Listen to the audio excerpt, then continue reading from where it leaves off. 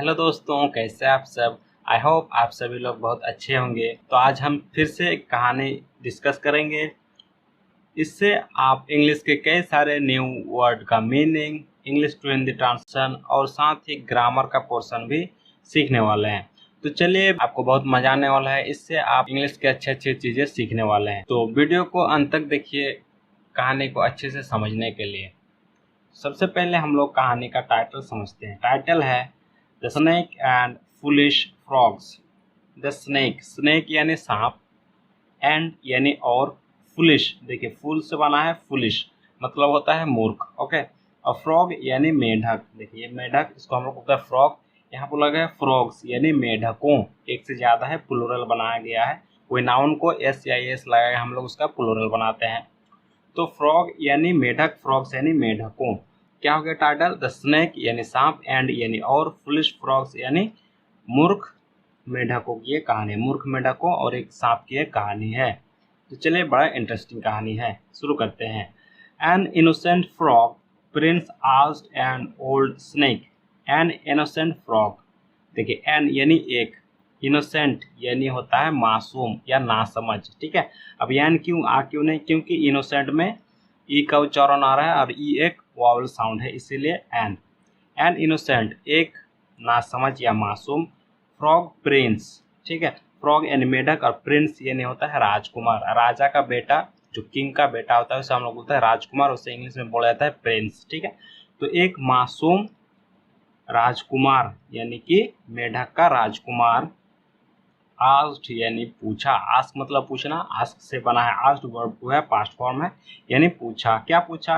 An old snake, N यानी कि एक, ओल्ड यानी बूढ़ा, और स्नेक यानी सांप, यानी कि एक बूढ़ा सांप से पूछा। कौन पूछा? एक मासूम जो है राजकुमार, किसका राजकुमार? मेढक का राजकुमार। ठीक है।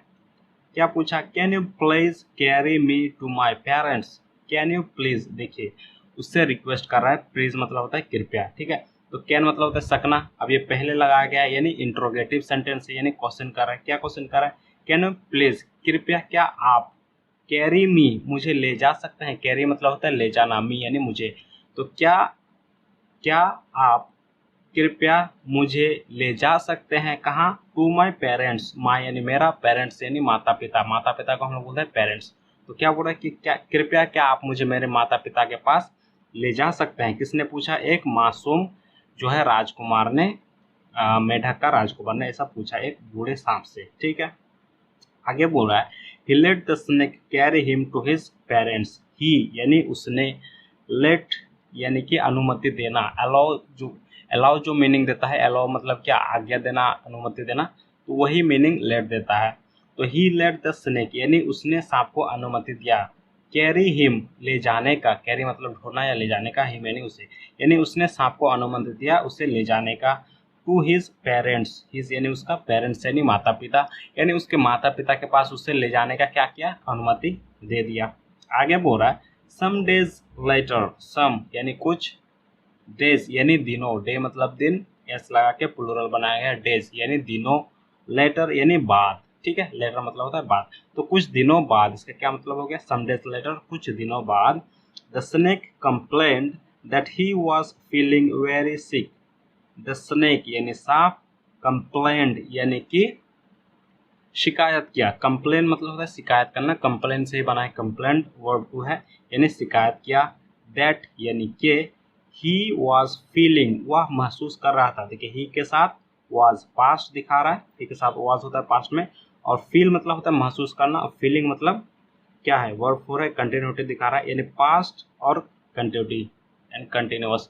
तो पास्ट कंटिन्यूअस का ये सेंटेंस है। ही वॉज फीलिंग वह महसूस कर रहा था, क्या महसूस कर रहा था?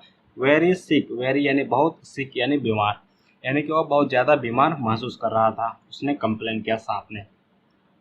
The frog king ordered two frogs as food for the snake. The frog king यानी कि फ्रॉग यानी मेढक, और किंग यानी राजा, यानी कि मेढक का राजा, ऑर्डर्ड यानी कि आदेश दिया, ऑर्डर मतलब होता है आदेश देना, तो ऑर्डर से ही बना है, ऑर्डर्ड वर्ब टू है, यानी आदेश दिया। टू फ्रॉग्स, टू यानी दो, और फ्रॉग्स यानी मेढकों, यानी दो मेढकों को आदेश दिया, एज फूड यस यानी के तौर पर, फूड यानी भोजन, यानी भोजन के तौर पर या खाने के तौर पर। फॉर द स्नेक यानी फॉर यानी के लिए, और स्नेक यानी सांप के लिए। द फ्रॉग किंग ऑर्डर यानी जो मेढकों का राजा था उसने ऑर्डर दिया, आदेश दिया, 2 फ्रॉग्स 2 मेढकों को as food for the snake यानी कि खाने के तौर पर, यानी उसे खाएगा, जो सांप है वो 2 मेढकों को खाएगा, ऐसा आदेश दिया। ठीक है, किंग फ्रॉग ने। इन अ फ्यू डेज, इन यानी में, अ फ्यू यानी कुछ, अ फ्यू मतलब होता है कुछ, डेज यानी दिनों, यानी कुछ ही दिनों में या कुछ दिनों में।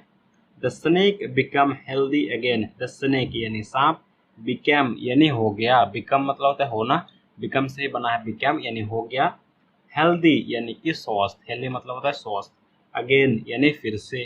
ठीक है, तो जो सांप था वो पिछले दिनों में क्या हो गया, फिर से स्वस्थ हट्टा कट्टा वो हो गया। ठीक, the day came when the only royal frogs were left, the day यानी कि वह दिन, द डे वह दिन, कैम यानी आया, कम मतलब आना, कम से बना है कैम यानी आया, यानी वह दिन आया, व्हेन जब, only the royal frogs, only यानी सिर्फ, द रॉयल फ्रॉग्स, रॉयल मतलब होता है राजघराने का जो लोग होते हैं उन्हें हम लोग होता है रॉयल फैमिली। ठीक है, तो रॉयल यानी राजा से जो रिलेटेड है, राजा का रिलेटिव हो गया, राजा का खानदान हो गया, उसे हम लोग होता है रॉयल। तो रॉयल फ्रॉग्स यानी राजघराने का जो मेढके थे, ठीक है, जो राजघराने का राज दरबार से रिलेटेड रखते थे, वो क्या हो गया, उन्हें बोलते हैं रॉयल फ्रॉग्स। तो ये रॉयल फ्रॉग्स यानी राजघराने के जो मेढक थे, वेयर लेफ्ट यानी कि वेयर लेफ्ट यानी कि बचे थे, लेफ्ट मतलब होता है बचना। ठीक है, तो जो वेयर लेफ्ट यानी कि वही सिर्फ बचे हुए थे जो राजघराने में रहते थे, यानी राजा का जो रिश्तेदार था वही सब अब बचा हुआ था। ठीक है, and the snake had eaten them up, and यानी और, द स्नेक यानी सांप, हैड ईटन, ईट मतलब होता है खाना, हैड के साथ वर्ब 3। ठीक है, यानी कि पास्ट परफेक्ट सेंटेंस है, ये पास्ट परफेक्ट का सेंटेंस है। तो द स्नेक हैड ईटन यानी जो सांप था उसे भी खा गया, उन्हें भी खा गया था, देम अप यानी उन्हें भी, यानी कि एक दिन ऐसा आया जब सिर्फ राजघराने का जो क्या हुआ, जो मेंढक थे वो वही सिर्फ बचे थे, लेकिन फिर सांप ने उन्हें भी, वो भी खा चुका था। ये था, कहानी खत्म हुआ। चलिए अब कहानी का मोरल देख लेते हैं। मोरल है, being kind to those who are corrupt brings only bad results. Being kind, being यानी होना, काइंड यानी दयालु, यानी दयालु होना, टू दोज, दोज यानी उन लोगों को या उनको, हु जो, आर करप्ट, करप्ट मतलब होता है भ्रष्ट। ठीक है, करप्ट मतलब होता है भ्रष्ट, यानी कि जो मतलब अच्छा नहीं है, जिसका मोरल अच्छा नहीं है। तो क्या बोल रहा है, brings only bad results, brings यानी लाता है, ओनली यानी सिर्फ, बैड यानी बुरा, और रिजल्ट्स यानी परिणाम। तो क्या बोल रहा है, बीइंग काइंड यानी अच्छा होना, टू दोस्त उन लोगों के लिए, हु आर करप्ट जो कि भ्रष्ट है, जो कि अच्छा नहीं है, brings only bad results, brings यानी लाता है सिर्फ बुरे नतीजे, यानी बुरे नतीजे लाता है। जो लोग करप्ट है उनका भलाई करने अगर आप करते हो तो सिर्फ बुरा ही आपके साथ होने वाला है, अच्छा ही आपके साथ नहीं होने वाला है। तो ये था कहानी का मॉरल।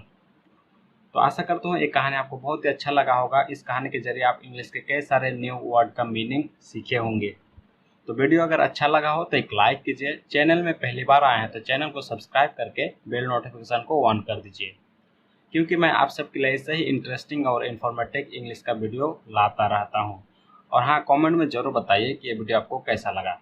तो आज के लिए इतना ही, मिलते हैं नेक्स्ट वीडियो में, तब तक के लिए bye bye and take care.